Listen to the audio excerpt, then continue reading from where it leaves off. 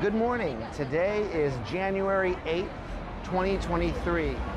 We're right here in the heart of Hong Kong to find out what it's like to send money overseas for people who don't have a bank. First, we're going to send a remittance to my friend living in Indonesia. I've chosen Western Union to perform the transaction, and we're gonna show up early so we can avoid the rush.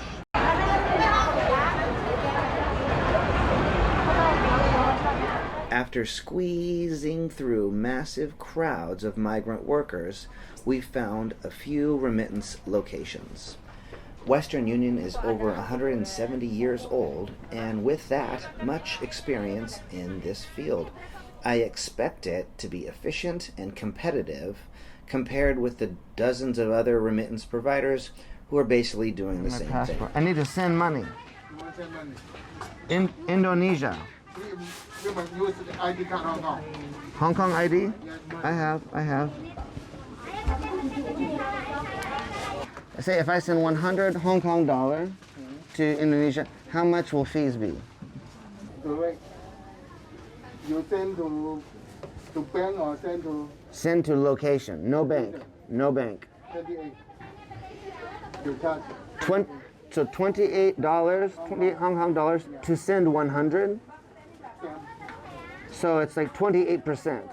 I don't know because Well- it follow the program. Are the Western Unions open 24 hours a day No. in Indonesia? What if they get there and it's closed?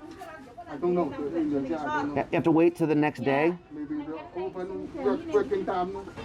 You address Hong Kong. Address Hong Kong. Oh yeah, I have. You have the pay that. To Second, show. you must. I stay in an Airbnb right now. It's just a few blocks away. You must pay the paper. We got first. Give me the form. I'll write it down. I'll write my address.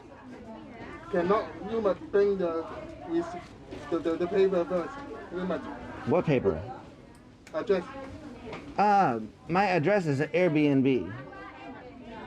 There's no, but I need to send money to Indonesia. She needs this money. But you must start first.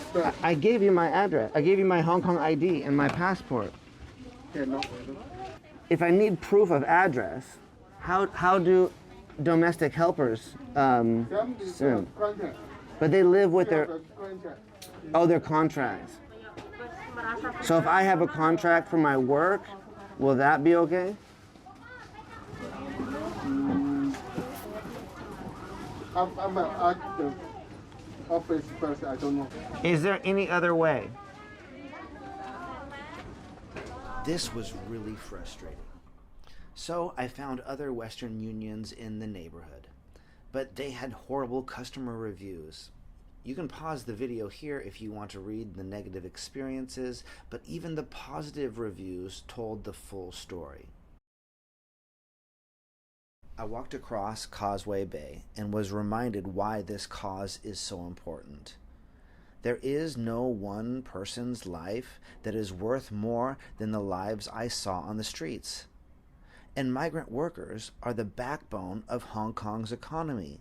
There are no daycares here, so without their help, the city would stop.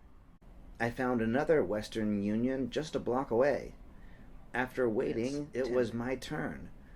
Apparently, rules here are different because I did not have to prove my address. I sent the $100 to my friend, but $28 was charged in fees, so 28% of my $100 was taken. My friend could only collect $72, and this was her reply.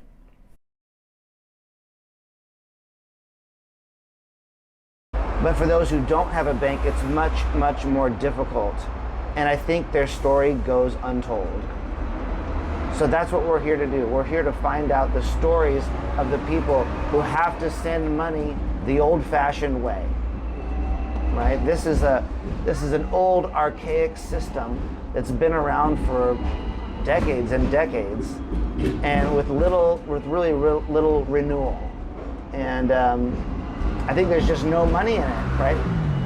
how do you make money by helping the poorest people? You can't get water from a rock, right? You can't make a lot of money, so instead they just get brushed to the side and use the normal traditional system that we've been using forever and get yourself out of poverty, you know? But the fees on low transaction or low value remittances is so high that how are they supposed to get out of poverty? This is old, this is archaic, and this is ripe for disruption. The remittance industry is ripe for disruption. That's all I gotta say. We took the tram to Central. This is one of the largest finance capitals in Asia, and it's also where Philippine domestic helpers gather on their day off. The police had blocked off normally busy streets for the influx of helpers seeking rest from the hectic city. This happens every Sunday. Some were singing karaoke, playing cards, cooking local cuisines, and video calling their families back home. Like a remittance. Yeah. And I know it's hard to do, especially if you don't have a bank. Yeah. You have to use Western Union. So I went to Western Union today in Causeway Bay, and I tried to send, but they won't let me because I need proof of address, and I brought my passport and all this, but I cannot prove my address. Yeah. And so I'm like, how do helpers prove their address to send money? We just sent our Hong Kong ID. That's it? Yeah. I don't know, why did he's like, where's your proof of address? You didn't have a Hong Kong ID? I have Hong Kong ID. So I showed him that. I showed him the Hong Kong ID and my passport, but he's like, you need proof of address. I think you use another person to... Yeah. And many people don't have banks, or they don't have banks, so they have to stand in line at Western Union on every Sunday to send money, and that's their one day off. Yeah. Domestic helpers were curious about these digital remittance tools, but talking on the streets will only go so far. The only environment where real change can happen is a place that's indoors, structured content, and free from distractions. So finally, we're going to end the day here in Central. We've spoke with dozens of migrant workers, and they all have a story to tell. Every single one of them has not been home for at least 3 years. The most I heard was 6.